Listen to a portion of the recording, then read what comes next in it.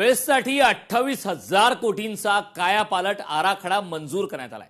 22 डेपोंचा PPP या तत्वावर पुनर्विकास करण्यात येणार आहे। या प्रस्तावावरून राजकीय वातावरणही तापलंय। ठाकरेंनी मुंबईची जमीन पडीक ठेवली असं नवनाथ बन यांनी म्हटलंय, मात्र आम्ही ती कसून मुंबईचा विकास करणार असा विश्वास सुद्धा यावेळी नवनाथ बन यांनी दिलाय।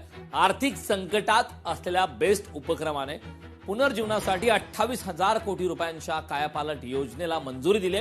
या योजनेत मुंबईतील 27 पैकी 22 डेपोंचा पीपीपी या तत्वावर पुनर्विकास करण्यात येणार आहे। तर या प्रस्तावावरून राजकीय वातावरणही तापलंय।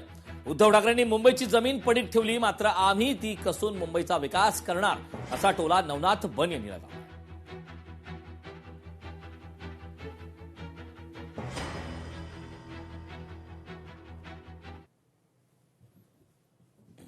25 वर्ष सत्ता असताना बेसचं वाटोळं झालं, त्याच्यामुळं आज बेसची ही अवस्था झाली आहे।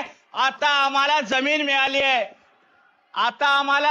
मिळाली आहे, ती जमीन आम्ही पेरणी करणार आणि त्याच्यातनं मुंबईचं हित बघणार आहोत।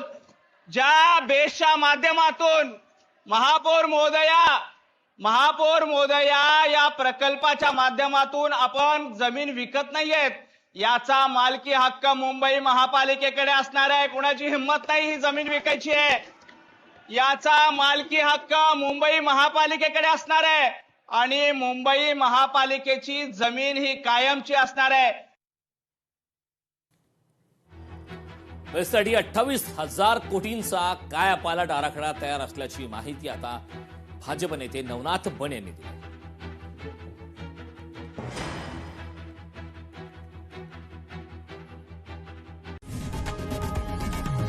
लोकशाही मराठी ऐका, पहा, जागरूक रहा।